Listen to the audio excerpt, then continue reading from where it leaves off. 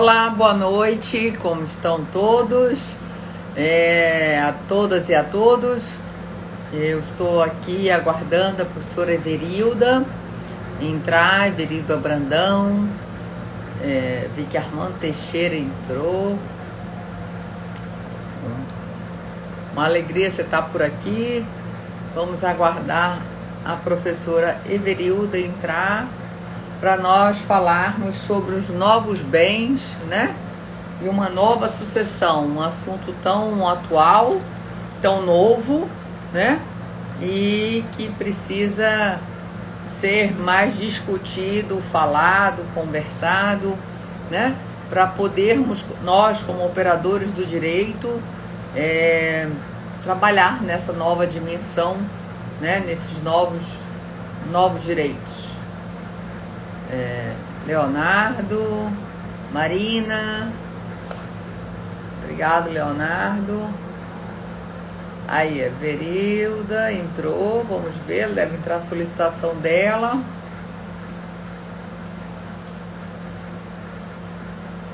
Verilda, não apareceu a tua solicitação.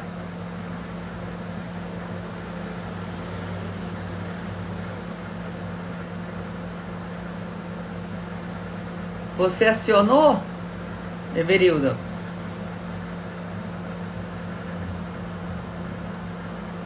Agora. Chamei. Marina, Laísa, Andressa, Arthur. Olá! Olá! Tudo bom, Everilda? Cheguei! Tudo bem, e você? Tudo jóia, feliz, ansiosa aí com essa live, com esse tema, né? Tão instigante. A nossa no meu canal já está bombando, é um dos mais vistos do canal. Então, aqui, graças a você. Então, quer dizer que revertendo agora também vai fazer sucesso mais ainda. Não, vai que também além, né, de você, o tema também é super Tema bom. instigante e temos que falar. Bem, primeiro eu queria agradecer muito a presença da Everilda, não só aqui nesse momento dela de se disponibilizar, parar para conversar, para compartilhar com vocês, que a gente faz isso para vocês, para o público, para quanto mais capacitados estiverem, melhor vão estar preparados no mercado de trabalho, saber como lidar com essa situação, né? Então, o projeto do Arquitetura do Planejamento em Pauta é muito essa, né? Eu tenho um canal do YouTube que eu deixo lá todas, além do IGTV. Para quê? Para compartilhar o conhecimento. Isso eu acho que mais do que compartilhar, sabe, Berilda? Eu acho que é uma responsabilidade nossa de transformação da sociedade. Nós estamos num momento e nós temos que fazer a diferença nisso, com o conhecimento, né? Nós estamos vivendo períodos difíceis no Brasil, no mundo, né? Uma pandemia dessa, aonde trouxe isso muito mais, essa finitude para dentro das nossas casas. Bem, antes de mais, deixa eu acabar de cumprimentar você, antes da gente entrar no tema. Bem, queria agradecer, Everilda, também compartilhar com vocês que a professora Everilda Brandão estará como autora no tomo 2, Arquitetura do Planejamento, tomo 2, uma obra. O Antônio Zanetti também estará com artigo lá. Ele pode até não acreditar, porque eu estou devendo a ele. Mas estará saindo e sai agora, daqui a poucos dias, sai em novembro, essa obra. Está maravilhosa, são 40 artigos. Eu posso afirmar que ele está uma obra mais completa, com maior diversidade do próprio Arquitetura hoje, que já é uma obra de um sucesso, né? E aproveitando e falando que a professora Everilda, eu começo as lives do tomo 2 hoje com você, e daqui para frente vão ser só autoras. Teve a Ana Luísa, mas ainda foi entremeado, mas agora para frente, pelo menos durante uns 2 meses, 3 meses, vão ser só autores do tomo 2, como eu falei, são 40 artigos, né? Não são 40 autores, porque tem artigos com coautoria, e assim por diante. Então, e às vezes me perguntam, esse projeto veio para ficar, vai acabar quando? Por causa da pandemia? Não, ele veio para ficar, porque produto a gente tem para muito tempo, né? Então, aí a gente segue. E lembrando as pessoas que estão abertas, sexta-feira é o último dia das inscrições para o segundo congresso do Arquitetura do Planejamento Congresso Virtual do Arquitetura do Planejamento em Pauta, uma coordenação científica minha e da professora Simone Tassinari. E, como voltando ao assunto, o link está na minha bio, gente, qualquer coisa é só ir lá. Como eu falei, a professora Everilda é autora do tomo 2, com o artigo Para Novos Bens, um Novo Direito Sucessório, muito similar ao tema da nossa live hoje. Bem, Everilda, primeiro, muito obrigada por você estar compartilhando generosamente esse tempo, como escreveu o artigo. Eu sempre agradeço muito essa obra que eu trabalho, coordeno, e passo a palavra para você para dar as boas-vindas aí. Daniela, é um prazer enorme estar aqui, porque esse projeto do Arquitetura do Planejamento Sucessório que começou assim, que se transformou no Em Pauta, é aquele tipo de projeto que a gente faz assim, quando é que vão me chamar? Eu preciso ser convidada. Aí você fica lá do ladinho dizendo assim, me convida. Nada. Então foi uma honra enorme, porque quem coordena uma obra cientificamente tem que ter olhos muito seletivos.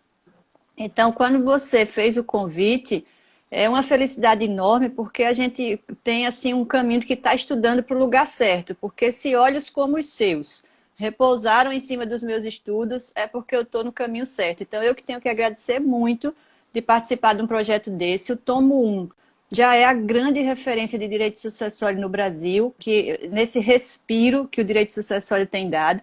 Eu tenho brincado que você, Lívia e Simone, tem reencarnado o direito sucessório que estava mortinho, né? E nós temos aí os nossos grandíssimos mestres mais antigos de escrita, que é a nossa querida Giselde Ironaca e o professor Zenos Veloso, a quem eu deixo sempre o meu abraço e as minhas reverências maiores.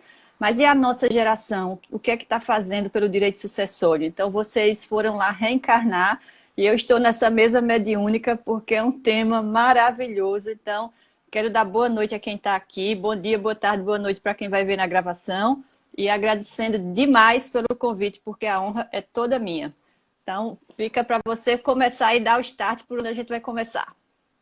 Dentro da sua introdução, eu só queria fazer algumas pontuações, que a professora Giselda, ela tem artigo nos 2 tomos, um em coautoria no primeiro com o Flávio Tartucci, no segundo, um com a Claudia Stein. Ela fez o prefácio do meu primeiro livro, então realmente é nome em sucessões fortíssimo. E a alegria do Zeno Veloso, que é da minha terra, né? Que eu muito me orgulho de ser de Belém do Pará. Minha mãe acabou de entrar aqui. Um beijo para ela. E o Zeno é de lá, também tem um artigo no Arquitetura do Planejamento. É uma das pessoas que mais sabe sobre pensamento, até pela prática que ele tinha de cartório e assim por diante. Bem, fazendo isso, eu queria dizer que meus olhos não caíram na Everilda Brandão à toa. Primeiro, eu não estou aqui com o currículo dela, falha minha, né? Mas a professora Everilda tem uma formação ímpar e a tese dela de doutorado trabalha muito com a questão de propriedade. Eu queria até, antes de começar, que você falasse, porque foi isso que me fez requisitar os olhos e a expertise dela no assunto, né? Olha lá como eu sou boba, eu vou lá, quem estudou 4 anos, sabe aquele tema muito bem, domina muito bem, e aí eu trago para planejamento, para sucessão, que é a tese dela. Então, só uma palhinha, muito rapidamente, o nome da sua tese, por onde está publicada, essas coisas assim. Ok, a minha tese foi uma continuidade da minha dissertação de mestrado. Eu tinha estudado a propriedade lá sobre o viés dos deveres. Gerou o primeiro livro, que era a propriedade privada funcionalizada, e quando eu escrevi, Dani, a última página da dissertação, eu descobri o tema do doutorado. Foi muito curioso. E aí veio esse tema de estudar as novas formas de pertencimento. Eu achei que eu estava estudando a propriedade e a genialidade do meu orientador descobriu que eu estava um tom a mais. Eu estava estudando o que estava para além da propriedade, que era o direito de acesso e toda essa onda de compartilhamento que gera a nova economia e que está desafiando o direito. Então, os contratos que já têm o direito de acesso, os contratos de compartilhamento, co-living, co-work, o que fosse, e lá no doutorado eu fui para mais acima, que é a propriedade, a antipropriedade ou a contrapropriedade, que são os direitos difusos, que é aquilo que não admite a exclusividade. Então, eu fui a toda a categoria de novos bens, dessa nova realidade do pertencimento, que é uma experiência completamente nova, para além da propriedade exclusiva do Código Civil. E é por isso que eu fiz o artigo da coletânea, do sucessório, nesse sentido. Se a gente está descobrindo novos bens, se estamos deixando de acumular como fazíamos desde que o mundo é mundo, se estamos experienciando uma nova forma de relacionamento com as coisas da vida, os bens do espírito cada vez mais presentes, com os legados. Então, como é que fica a sucessão nisso tudo? Se eu não quero mais ter carro, quero andar de Uber. Se eu não tenho mais um acervo de discos, de músicas e de filmes para deixar até como um legado lá para alguém, eu vou herdar o quê? Quando eu me for, a minha herança será feita de quê? Quem tem uma experiência muito na vida digital, e a gente está sendo forçado a viver no digital cada vez mais, vai deixar uma herança completamente diferente. Só que o Código Civil ainda está pronto apenas para a sucessão de bens corpóreos, a fazenda, a casa, o carro. O mais exótico era um túmulo.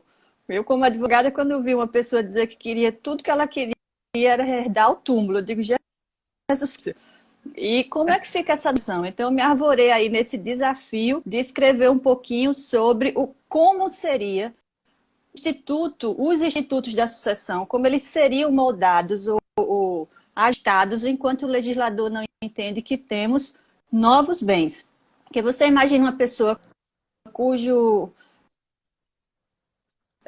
acesso lá do inventário seja apenas um canal no YouTube e material nuvem. Será que todos os juízes estão prontos para fazer esse inventário? Será que os advogados estão prontos? E é por isso que eu fiz lá algumas sugestões e é por isso que a gente está começando essa conversa aqui, que eu acho que vai começar por esse viés. É isso mesmo. Bem, esse assunto é importante para vocês verem que o interesse meu, que eu achava que ela tinha um conhecimento aprofundado e aí a gente faz isso, que é um trabalho legal na coordenação, é recortar dentro do tema. Eu acho que o sucesso do Arquitetura, dessa obra que eu coordeno, é muito isso, é pegar as pessoas que têm uma expertise naquilo e ir recortando. Bem, dentro disso, né, essa mudança, como você falou já de uma forma introdutória, inclusive sobre a tua tese, e falando que o código realmente, que nós vivemos num mundo onde eu digo que o Código Civil, o livro das sucessões, né, o livro quinto, Direito das Sucessões, é o patinho feio do Código Civil. Né? As pessoas pouco estudavam, pouco viam. Eu mesmo, quando fui para a Europa fazer o doutorado de sanduíche, fui atrás do material. O meu artigo sobre crítica legítima foi um dos primeiros aqui do Brasil. Eu estava ao longo do doutorado, quando eu comecei a me posicionar sobre a temática. E aí, quando você vai, não é que você quer importar nenhum direito, mas você quer ver o que estão estudando lá e para a gente ver o que serve de lá para cá. Né? E nessa conjuntura, a gente via que realmente, como você falou, a sucessão era vista muito só de bens imóveis, né? E aí eu já te faço a primeira pergunta. Nessa mudança dos bens que são valorados pela sociedade, antes corpóreos e agora incorpóreos e digitais, porque é como se fosse uma transição, né? Na época do Código 16, ainda um perfil oitocentista do código, porque ele é um projeto de 1901, ele levou 15 anos para ser aprovado, era até bem pouco tempo atrás, a riqueza de uma pessoa era voltada só para bens imóveis, fazendas, casas, vilas, nem era condomínio, eram aquelas conjugados de casas, vilas e assim por diante.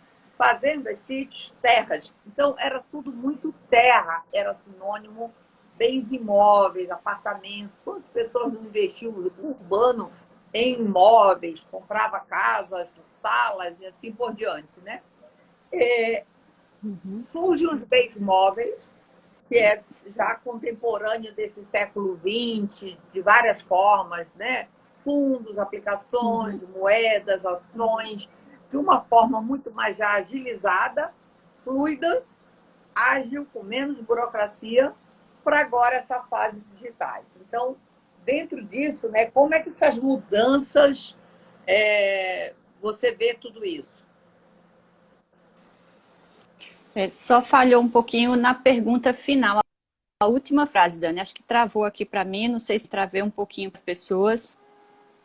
Não, era saber sobre essas mudanças dos bens valorados que saíram desses corpóreos, né? E estão para os incorpóreos e digitais, e materiais, e assim Digitais. por diante, né? Isso. E você usou uma expressão boa aí, uma palavra boa, que é transição. A geração ativa, comercialmente, profissionalmente de agora, está vivendo essa transição. Essa garotada que está com 15, 20 anos, já nasceu no digital. O de 15 anos, então, ele está absurdamente imerso no digital. Ele já nasceu com chip. Então, para ele, não tem dificuldade de encarar essas novidades todas. Para ele, o estranho é o antigo. Você imagina o que é para um garoto de 15 anos olhar uma máquina de escrever. E eu e você tivemos acesso a uma máquina de escrever. Então, a gente só não vai revelar a idade porque nós somos jovens, o creme francês é bom. Mas eu imagino a loucura de uma criança. Uma irmã minha estava numa festa uma vez e uma criança, ela com uma máquina. Logo quando a digital começou, ela ainda tinha aquela máquina de filme. E aí a garotinha de uns 7, 8 anos chegou perto dela e disse, ela tirou a foto e disse: cadê, cadê? Deixa eu ver, querendo passar o dedo na máquina analógica, para ver se passava a foto como era no digital. Então, essa garotada de 15 anos e a próxima geração que está nascendo a partir de hoje, ela experienciará a vida totalmente no digital. Nós ainda temos hoje os nossos livros, eu estou aqui com os meus aqui atrás, e eu não deixo de ler porque eu gosto do cheiro de papel, mas a garotada Também. nova não gosta. Então, a questão é uma relação direta com os bens. Numa sociedade agrícola, como a gente tinha no primeiro código, lá em 1901, você imagina, até a energia elétrica era novidade. Acho que é de 1906 a energia elétrica, se não me engano. Então, Acho que é. como é que alguém, de um código feito para esta geração, mesmo com as mudanças de 2002, porque se o outro lá levou 15 anos e de 2002 levou 30, né? Então, ainda o mundo da década de 70 não estava pronto para o mundo digital. O mundo digital, com essa força extraordinária que está tendo agora, ela acontece a partir dos anos 2000, e por isso a tal da geração milênio. Então, se eu vivia numa sociedade agrícola, eu só conhecia boi, fazenda, tudo que era sólido e ligado à terra. Depois as pessoas foram alcançar as nuvens. E aí a nossa nuvem, onde guarda todos os nossos arquivos. Então, se você olhar hoje, a gente está vivendo uma evolução de coisas que eram muito, muito óbvias para a nossa geração passada. Eu estava pensando hoje, a criptomoeda é a evolução do dinheiro. Daqui a pouco nós não teremos mais o dinheiro em papel. O Pix vem aí como a novidade para o Banco Central. Em 2025 já está lançado o Real Digital. Eu estava lendo um artigo essa semana de uma revista financeira. Então, nós não teremos mais papel para o dinheiro. Nós já estamos substituindo a caneta. Se você pensar quanto tempo você assinou um documento com uma caneta. Se você pegar uma pessoa que fizer um testamento hoje e ela usar a resolução número 100 do CNJ, ela vai assinar pelo e-notariado. Então, ela não vai usar uma caneta para fazer o próprio testamento. Então, se nós estamos deixando de usar a caneta, nós vamos deixar de usar o papel do dinheiro. Nós já estamos botando livros na nuvem, a música na nuvem. O que é que vai ficar no corpóreo? apenas o que for essencial para a vida, como a casa, porque não tem, mas tirando essas coisas mais simples, aquilo que dá o maior valor como riqueza mesmo, muito pouca coisa vai estar no corpóreo. Porque você imagine, se completamente antenada com o século XXI, ela não vai deixar casa para herança, porque ela não tem mais a ideia de apropriação de uma casa grande para uma pessoa sozinha morar. Ela pode viver no co-living. Se você pensar que ela não vai mais deixar a sala comercial do escritório porque ela gosta do coworking, ela não vai Mas deixar um peraí, como é carro. o co-living? Esse eu não conheço. Explica aí para as Ah, te pessoas. conto já. Co-work é mais fácil. E o co-living sênior que é massa, eu já estou me preparando para ele. Te explico já. Mas o co-living, aí alguém não tem carro para deixar que ele vai de Uber. O que é que essa criatura vai deixar de herança? Eu vou te dizer, ele pode deixar aí milhões e milhões em Bitcoin. Ele pode deixar toda a riqueza dele numa literária, numa descoberta científica que está guardada na nuvem. Então, você acha que vale mais a descoberta do Covid com uma patente ou uma fazenda? Então, o incorpóreo digital pode ser muito mais caro financeiramente do que o corpóreo. E para a gente ainda é estranho quem está nessa fase de transição, porque você está acostumado a elencar os bens físicos. Esses dias eu trabalhava com um inventário que falava em boi. Eu digo que era realmente tinha uma fazenda no meio. Eu digo, meu Deus, finalmente eu vou de uma fazenda, porque eu só tenho ouvido falar de Bitcoin e coisas assim. Mas respondendo a tua do co-living, do co-living foi, né? É uma nova forma de moradia, em que lembra as repúblicas que os estudantes não tinham dinheiro para ir para a faculdade, Minas Gerais é o que mais tinha, Ouro Preto, se juntava aqueles estudantes, todo mundo com pouco dinheiro, alugava uma casa para ir para a universidade. Não, Não é? O co-living é a república gourmetizada. São pessoas que têm um poder aquisitivo maior, que querem uma casa muito confortável, mas cujo conforto para pagar sozinho é caro. Então, você tem a área comum do imóvel e você tem, por exemplo, os quartos, que são quartos grandes, totalmente equipados, para você ter a sua área privativa, mas a cozinha comum, a área de lazer comum, a piscina comum, o que você quiser. E o co-living sênior são esses imóveis preparados para idosos, para que você tenha um ambiente de tranquilidade, de luxo e que convive com os vizinhos, porque a solidão é o mal do século XXI. Então, são para pessoas que não têm na apropriação de bens casa um valor econômico. Ela prefere a convivência do que a exclusividade do patrimônio. Essa pessoa não vai deixar casa para herdeiro. É por aí. entendi. Não, mas é ótimo estar falando, que eu acho que como eu também, eu não tinha visto essa nomenclatura, né? Mas com certeza, e a gente vê, eu mesmo não tenho mais carro, adoto só Uber e metrô aqui no Rio de Janeiro, né? Eu não me faz. E essas coisas, né? O Uber, o Airbnb, são essas metodologias que vão adequando, né? E o impacto disso, Everilda, nesse mundo e no mundo sucessório, como é que você vê essa questão assim? Porque também, assim, eu sei, e uma das dificuldades que eu acho é também a questão da quantificação, né? Tudo bem, eu mesmo agora estou abrindo escritório e tudo, e não quero ter uma sala própria. Eu não vou abrir um escritório, ter um imóvel, eu vou trabalhar só com coworking. Não quero, lógico, aí tem vários níveis, vários tipos. Você vai em busca, mas a minha meta é trabalhar só dessa forma com o cliente, né? E conforme o atendimento, uma coisa personalizada e tal, mas sem aquela estrutura pré-montada. Então, gostei aí do co-living aí, mas e pensando mesmo muito assim no futuro em relação a essa questão também da solidão, né? Que muito abate aí as pessoas. Mas que impacto isso tem na sucessão? Você acha assim? Você tem trabalhado com isso que você disse? Ai, que bom, bem, mas eu tenho visto as pessoas terem dificuldade de quantificar isso. Os problemas, por exemplo, de criptomoedas problemas de fraudes, Uhum. de legítima, as consequências dessa questão na sucessão. Como é Uhum. que... A primeira consequência, Dani, é o próprio advogado. Ele tem que mudar a linguagem, ele tem que se adaptar, ele tem que atualizar o software, porque a primeira pessoa que vai ter acesso aos bens é ele. Tem um amigo nosso lá na Paraíba, você lembra do Gabriel, que Lógico, relatava, Gabriel Norato pois é é, o autor grande, também da arquitetura.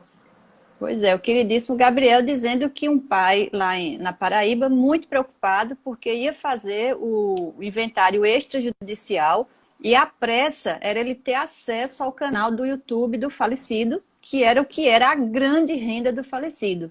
Era coisa assim de muito bom dinheiro por mês. Então ele precisava manter o canal ativo para manter o rendimento, porque você sabe que na internet, se você demorar muito, você morre rápido, porque ao mesmo tempo que a internet não deixa ninguém morrer, mas em termos de sucesso, ela é muito passageiro se você não estiver alimentando canais, se você não tiver com os patrocinadores ali fazendo as postagens. Então, como é que você vai orientar esse cliente para ele fazer um inventário extrajudicial do canal do YouTube?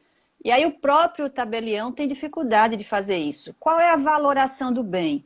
Então, esses bens digitais, como o canal do YouTube, perfil do Instagram, perfil do Facebook, as comunidades de Facebook também, Telegram e WhatsApp, geram dinheiro. Você tem hoje os leads como uma carteira de clientes antigos, no analógico, como diria. Então, você ter hoje uma carteira de dados de clientes com 500 mil e-mails, isso tem um valor de mercado absurdo. Você imagina se eu tivesse aqui 500 mil seguidores só interessados em direito sucessório e você no congresso indo. Então, isso é dinheiro real. As digital influencers vivem dessa renda, desse mundo. Então, o advogado, voltando ao que eu dizia, ele tem que estar preparado para essa linguagem. Existe a Valuation, que é um instituto que se usa para a Bolsa de Valores e que esses profissionais já estão praticando no mercado digital. Então, se chegar aí o seu cliente no escritório, ó, meu filho morreu, tinha um canal do YouTube, ele era famoso, como é que eu faço para saber quanto vale isso? Faz uma valuation, chama o profissional aí de mercado, ele vai fazer um documento escrito, é, escrito do digital é uma contração, não é? Declarar quanto vale aquele perfil, baseado no número de seguidores, no número de acessos, no número de engajamento, que são os comentários. Hoje, o valor maior do mercado digital é o tal do engajamento. Se você fizer uma postagem e muita gente comentar, então seu canal é de sucesso. Se pouca gente comentar, só curtiu, já não é tanto sucesso. O valuation vai colocar isso em número. Então, se o advogado não souber isso, a primeira coisa que ele perdeu é o cliente, porque ele não sabe como fazer, vai ter que passar para quem sabe. E aí, ele estando pronto para fazer isso, ele vai bem para o processo auxiliar o juiz, porque nem todo juiz está pronto para fazer isso, não. Então, uma petição Não, inicial bem feita, umas primeiras declarações bem organizadas, vão ajudar demais o judiciário, primeiro, a entender que aquilo é um bem, segundo, qual o valor que ele tem, porque isso vai ser tributado no ITCMD, para que se possa chegar, inclusive, a uma partilha.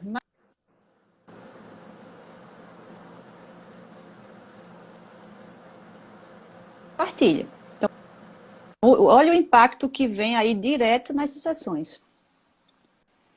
Deu uma travadinha agora nesse final. Você estava falando que a importância da petição nas primeiras declarações bem feitas, até para você estar assessorando, auxiliando o juiz, e aí deu uma cortada. Se você puder repetir Isso. aí, pode ser. Sora Rose acabou de entrar aqui, Pode. Ana Lúcia, pessoas que acompanham, Maici também, vi que entrou. Maici A frase Colombo. final foi essa: nós estarmos prontos para auxiliar o juiz, porque a petição do advogado vai ajudar muito para que o próprio juiz possa ter conforto de lidar com esses bens dentro do processo de inventário. Porque eu vejo que não só isso é ainda muito difícil, mas eu preocupo também, além dessa parte de valor, seja numa partilha até de um divórcio mesmo, ou também de um inventário, mas nem todo mundo tem como se diz, bens, uma visão lucrativa patrimonial de bens digitais. Mas todos nós temos, com certeza, nuvens com fotos, nuvens com, né, documentos do escritório, documentação de terceiros e assim por diante, clientes e assim por diante. Então, dentro da realidade das pessoas, eu acho assim, lógico que na advocacia isso é importante para a gente, mas eu falo até para informar as pessoas. Porque os apps, a gente sabe que a mudança legislativa demora, é lenta. Nós saímos com uma lei recente agora, né, que você vê a dificuldade, as pessoas não fizeram uma contextualização, uma preparação para as empresas se adequarem e assim por diante, né? Então, veio a lei de proteção de dados, está aí inserida já na prática, mas o que me preocupa é que os aplicativos estão antecipando isso, eles estão já sentindo a necessidade por problemas ou questões que já tiveram, judiciárias ou não, mas de serem provocados no sentido de compartilha, dá acesso aos pais ou não, qual é, né?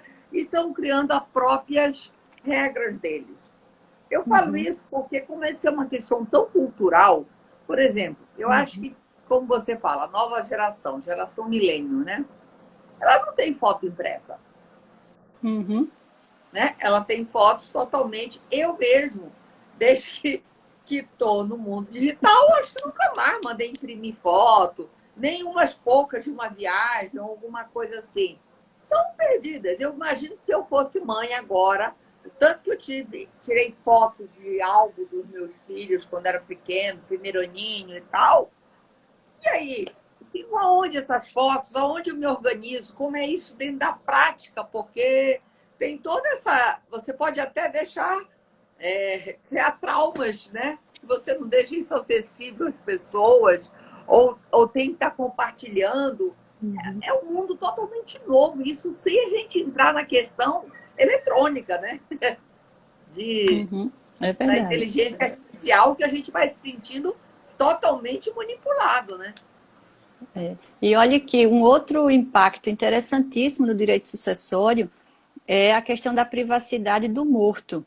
Porque numa vida analógica, você não tem escolha. As cartas de amor que foram deixadas, os documentos com senhas, as informações mais íntimas que você estão lá, escritas e documentadas e papelizadas, que eu gosto muito dessa expressão.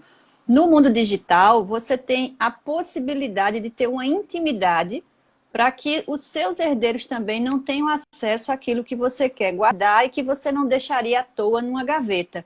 E aí, isso vem na discussão da herança digital, porque se eu usei a internet para ter a privacidade de guardar aqueles documentos, quando eu morrer, os meus herdeiros vão ter acesso a isso. Então, a Lívia escreve muito bem sobre isso, com o Gabriel também, tem um artigo maravilhoso sobre isso. Como é que você trata... RPDC até, né? Na RPDC. Exatamente, Como é que você vai tratar desses bens que a intenção era guardar, de ninguém ter acesso, e os herdeiros cada vez mais querem acesso a esses bens digitais. Então, como garantir a privacidade do morto, que só é possível por causa do mundo digital. No mundo analógico não era possível. Eu acho que esse é um dos grandes impactos do direito sucessório na era digital. A gente trouxe um instituto que não era possível aplicar antes, porque morreu, entrou em casa, a família faz aquele rapa, já divide tudo por ali daqueles bens mais imediatos, né? Cartas para cá, joias para lá e roupas. E o que está no digital, o juiz pode dizer que você não tem acesso. Então, a Alemanha tem aquele caso emblemático que a nossa querida Carina Fritz escreveu sobre ele, dos pais que quiseram ter acesso ao Facebook da filha que morreu lá no metrô em Berlim. E ficou a discussão porque o Facebook disse que garantia a privacidade do morto porque garantiu em vida. O contrato dessa plataforma já dizia, não vou deixar ninguém ver, bote aqui a senha. Aí quando você morre, eu vou deixar ver. Eu acho que é por isso que você falou tão bem, as empresas estão se antevendo ao legislador com o tal do contato herdeiro, que a gente no Facebook tem no Google. Acho que em outras plataformas tem também. Porque a questão é o que você determinou contratualmente, vai morrer junto com o defunto, você vai abrir a vida privada dele, que era íntima, e o pior, que envolve terceiros. Porque ali pode ter uma relação de um amante que não precisava ser conhecido, se for uma pessoa, uma celebridade, por exemplo, isso pode vir à tona. Veja o caso do Não, Gugu aí, não é? Que a gente Verilda, achou eu que o falo problema era a assim, esposa, virou o amante. até intimidade de terceiros, né? Por exemplo, um dia Exatamente. desse, uma pessoa procurou um advogado amigo meu, muito preocupada que a pessoa, um grande amigo dela, o melhor amigo dela, estava internado com Covid, o pai dele estava acionando, e aonde ela fazia confidências sobre Uhum, sexualidade dela e assim por diante. E ela exatamente. querendo Dados saber sensíveis, hein? dados, assim, como poderia. Isso, assim, confidências de um amigo. Então, eu nem estou falando de pessoas famosas, porque a minha grande preocupação somos todos nós que participamos da sociedade, entendeu? Porque eu acho que Uhum, quem tem um blog, canal, seja lá a mídia que for, patrimonializada, que tem um caminho lógico que precisamos estar nos habituando, e por isso que eu falei com você sobre transformação.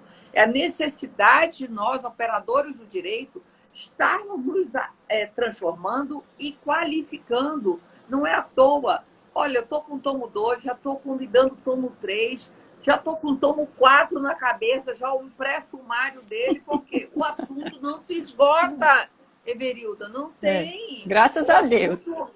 Sim, mas eu falo, até o planejamento, pela sua interdisciplinariedade, então é uma coisa aqui, outra ali. Nós estamos com um evento agora totalmente inédito, de palestras, temas, tem alguns professores repetidos, mas falando de outras coisas, de outras temáticas. Uhum, Eu fiz um em julho, estamos fazendo agora, eu e a Simone. Então, assim, a demanda, como eu te falei, o tomo 2 está apaixonante. Eu olho para a obra e digo, nossa, 40 artigos maravilhosos, né? O seu, um dia desse, mas alguém você tem fala, que vai, lembrar uma Fia, coisa. calma, tá saindo, hein?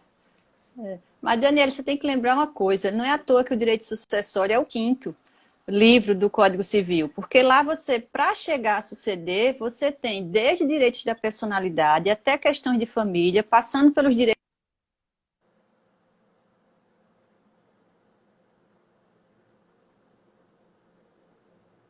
Travou. Eu acho. Deu uma travadinha. Voltou Não, aqui. mas com certeza, você estava falando que a sucessão ao livro quinto, mas, por exemplo, essa importância que o direito das sucessões tem hoje é em virtude das transformações socioeconômicas. E não é só no Brasil, é no mundo. Vamos fazer um recorte aí no mundo ocidental. Mas é Uhum, essa circulação de pessoas. Olha o mundo agora, né? Nós falamos já isso, uhum, acho que na tua live, como esse mundo que falam que não é mais nem fluido, né? Como o é, Bauman defendia, mas uma pós-modernidade, estado gasoso, né? Porque, olha ali, eu acho que a pandemia, e aí também trazendo para a gente a reflexão, e tecnologicamente acessos nossos também mudaram agora, né? Estamos tendo que uhum, aprender a fazer audiências à uhum, distância, despachar com o juiz, sustentação oral, toda é, uma nova técnica. Então, assim, a necessidade de a transformação que eu falo de nós, operadores do direito, uhum. como advogados, professores, na responsabilidade de, como professor, fazendo doutrina, para dar alicerce para esses operadores do direito. Por isso que eu acho isso tão importante. E Uhum. outra coisa que eu também busco, eu vejo, quando eu falo em transformação, é a própria mentalidade do advogado. E buscar Sim. instrumentos, olha lá, e eu quero trocar ideia contigo, por exemplo. Os instrumentos morte-causa que você tem no Brasil, nós temos o testamento,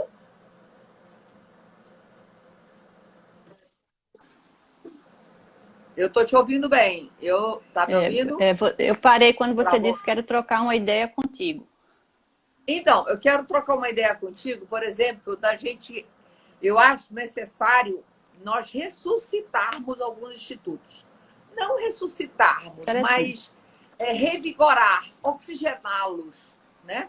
E aí vamos Boa. começando, porque o que é o planejamento sucessório? O planejamento sucessório é você buscar em outras áreas, além do direito das sucessões, que você já até falou que é próprio do direito sucessório, tem questão da parte geral, nulidade, capacidade, fraude, simulação, já são circunstâncias. Você tem obrigações, que são as bases dos contratos, você tem os contratos de doação, de seguro, assim por diante, você tem direito das coisas, propriedade, você tem usufruto, que é um instituto que você pode usar em cotas. É uma palestra da Roberta Maia com um artigo que ela está escrevendo, já tomo 3, mas ela já vai palestrar. Que é isso, usufruto de cotas, é um instrumento super útil no planejamento Interessante. sucessório, E né? quando tem 3 famílias para herdar, não é também? Porque está chegando aí nesse nível. E aí você vai em direito de família, filiação, regime de bens, tantas outras coisas, para chegar no próprio direito sucessório, que por si só já não era estudado. Faculdade, os alunos quase não vão em aula, já estão pensando na OAB, em estagiar, isso e aquilo, já não davam bola. E aí o direito das sucessões ficou, e a gente precisa adequar esse direito para essa sociedade contemporânea. E é esse descompasso. Então, o planejamento ele é importante hoje no Brasil por conta dessa falta de liberdade. Aí vamos lá nos instrumentos mortos-causa. De que forma, aí eu quero trocar ideia contigo, para esses novos bens.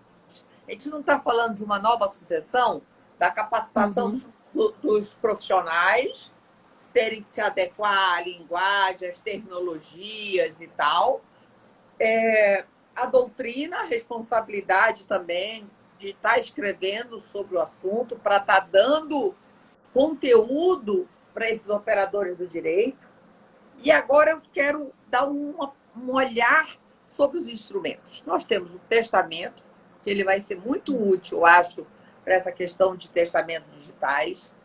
A gente tem o fideicomisso, que é um instituto que era usado antes do Código de 2002 e praticamente ficou em desuso. E tem 2 artigos novos agora, inclusive um da professora Gisele Deronaca com a Cláudia Stein, que acabou de defender uma tese de doutorado sobre fideicomisso, trust, de trazer, sair do direito sucessório para o direito comercial e trazer o fideicomisso para intervivos. Tem um outro artigo da professora Daniela Mucilo, que também vem falando porque tem um projeto do IBDFAM, um anteprojeto, que é para não restringir, inserir não lembro se é artigo ou parágrafo, é um inciso no artigo, para não restringir só a prole eventual. Então, a gente está, primeiro, só nessa interpretação, se for aprovado, você está reinserindo um instrumento novo, que é uma triangulação, tipo um mini trust, eu deixo para fulano para cuidar de tal coisa, e assim por diante. E temos o codicilo, que mostra, eu acho que o codicilo é um instrumento, eu estou escrevendo um artigo agora sobre ele, né? As novas potencialidades do codicilo para essa nova sucessão, inclusive de novos bens digitais. Que o Marcos Erhardt, fazendo uma live, trocando ideia com ele falou alguma coisa, eu falei, olha isso aí, né? E aí comecei a estudar.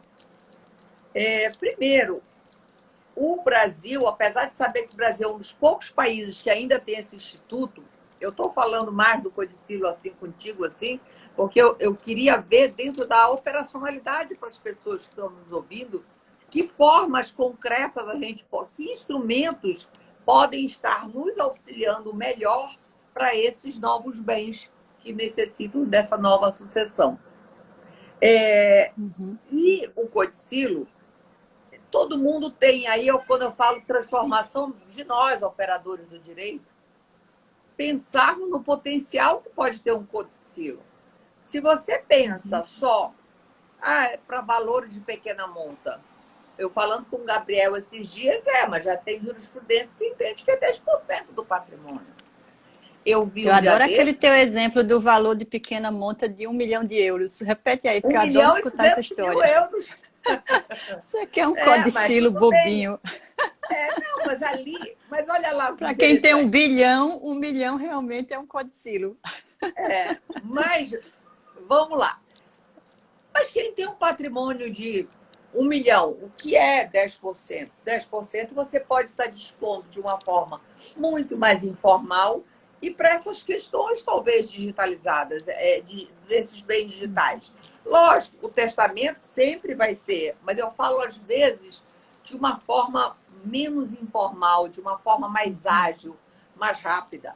Só que, como nós E quebra o brasileiros... tabu do testamento, né, Dani? Que todo mundo tem aquele tabu de que se eu fizer o testamento, estou agorando para morrer. Talvez o codicilo tenha mais essa leveza. E outra coisa também, eu acho que Mas só que nós mesmos, advogados, a gente não dá essa possibilidade para o cliente. E eu vi isso num Verdade. grande escritório de São Paulo, um dos maiores escritórios de São Paulo que trabalha planejamento sucessório. E um simples e-mail foi a composição desse codicilo. Um e-mail foi considerado e entendido aquilo. Então, olha lá, a agilidade, a forma que pode se interpretar. E quando o Marcos trouxe isso como um possível caminho para esses novos bens, só que, infelizmente, e aí eu provocando também um pouco, a sociedade brasileira não tem o hábito de exercer sua autonomia. E Exatamente. A tudo que gente nós estamos adora. falando, a gente é pacífico de natureza, não toma posição. Só que essa transformação, e aí eu mais uma vez falo, aí não dos operadores, mas da sociedade, de estar informando quem aqui está ouvindo, quem está aqui podendo levar para a sua família essa informação, questionar dentro de casa mesmo. Pai, como é que o senhor está? Já fez isso? Não fez? Essa organização, isso é amor. Isso é preocupação com a sua família. Não adianta só deixar bens dentro de uma forma engessada. E aí, só que isso é novo, né, Verilda? As pessoas não estão acostumadas. O codicilo, que não precisa de uma formalidade do testamento, as pessoas não usam. Mas é por isso, Daniela, a importância de conversarmos sobre isso, porque é um tabu. Eu já estive há pouquíssimos anos atrás numa reunião, num jantar, e uma senhorinha que era a mãe de 3 filhas que estavam nesse jantar, ela já tinha 93 anos naquela época. E começou-se a falar em organização, de patrimônio, como fazer com o apartamento, e tinha mais uns bens lá que o pai tinha deixado, e o clima começou a ficar tenso, porque as pessoas estavam falando de uma idosa de 93 anos, que deveria organizar ali previamente já um patrimônio, já que 93 anos você sabe que ninguém vai viver mais 50, né? Mas o constrangimento de falar aquilo na frente de uma idosa, porque parecia que já estava agorando a morte. E, no entanto, era uma coisa prática, porque facilitaria muito a transição daqueles bens em vida, obedecendo o desejo da idosa, e, no entanto, o constrangimento foi total. Então, o brasileiro tem esse tabu e ele tem o constrangimento de falar sobre assuntos de...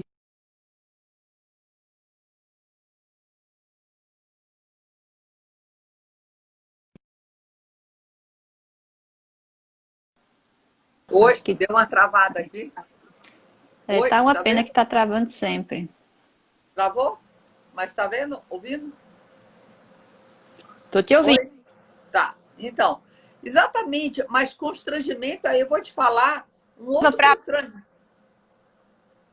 Mas você estava falando do constrangimento de se falar na presença da senhora de sobre... 93 anos. Bem, Olha lá, é isso, um porque parecia que constrangimento estava falar agorando. no regime de bens para casar. Fica a saia Sim, justa, é constrangedor. Mas porque o brasileiro tem essa coisa de, parece de não falar de patrimônio, de dinheiro, é uma culpa, parece tão grande que não pode se falar, como se as coisas deixassem de acontecer, porque não falaram. Não estamos mais nisso. E aí eu falo, acho que a Rose, até se a Rose ainda estiver aqui presente, um dia desse, dizendo, acho que numa live com ela disse, não, mas não é obrigado a falar o pensamento. Não, não é. Mas quanto mais se compartilhar as informações, quanto mais se tiver, eu sei que às vezes é difícil na prática, mas você antever os problemas, trazendo até alguma coisa que você sabe que vai ser um problema, em vez de deixar para depois, fala antes que a reação vai ocorrer, pode ficar chateado, depois vai assimilando aquilo, vai pensando, e você também tendo liberdade, né? Esses dias eu também estava estudando alguma coisa da Europa sobre a importância que adquiriu nos últimos anos a questão da autonomia, né, no direito sucessório, sobre uma maior liberdade de testar. Ah, foi ontem, eu estava fazendo uma live que era com uma professora de Portugal, que era um evento de direito privado internacional, né, DIPRE, direito internacional privado, na verdade, e falando como a forma do europeu, do português de pensar é totalmente, falando até sobre a questão da união estável, como no Brasil está um estado delicado, essa era uma pergunta dentro desse entendimento.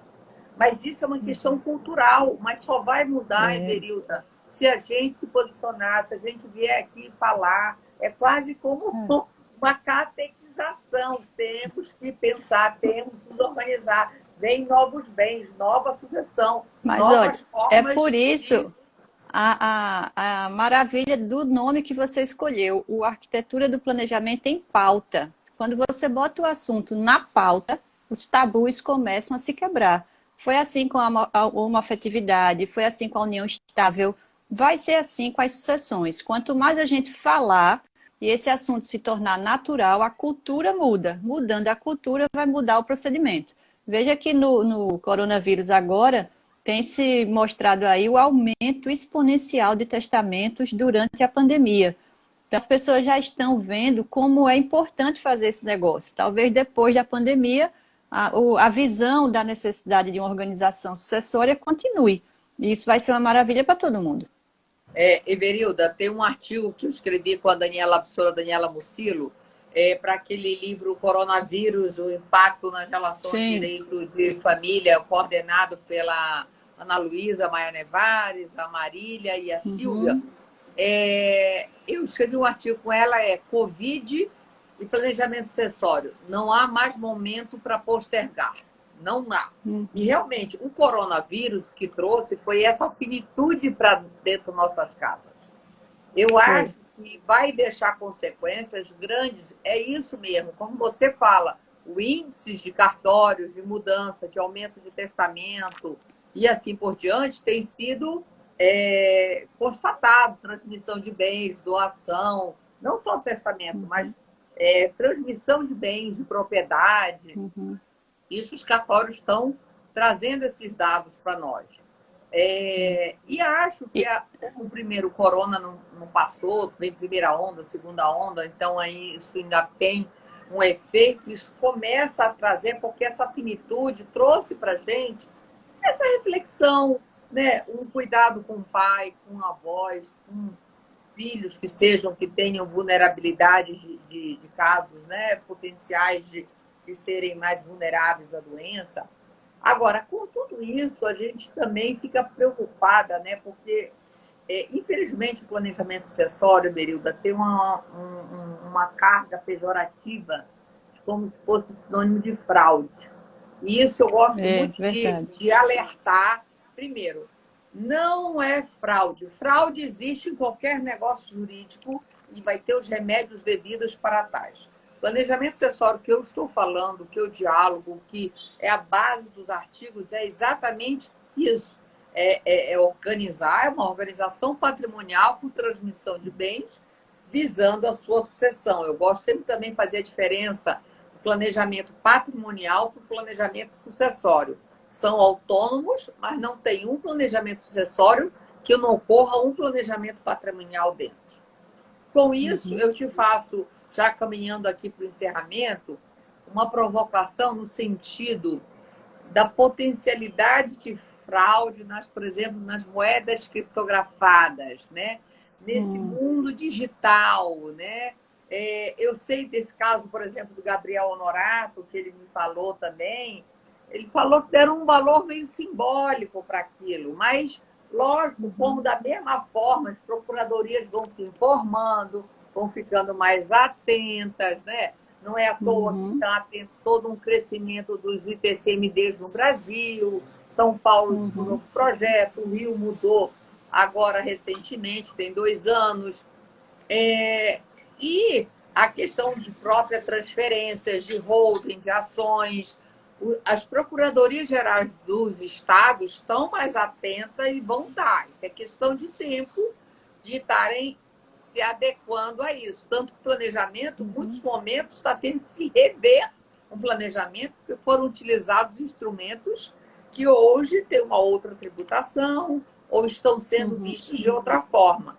Muitos problemas já chegando no judiciário, fraude em previdência privada que era vendida de uma forma, estamos no outro. Eu fico muito preocupada também desses novos mundos digitais, exatamente por essa falta de regulamentação e de estarem sendo, e aí mais dar esse cunho um pouco. Eu sei que o futuro é esse, mas o que você acha que pode, né? Porque até as moedas criptografadas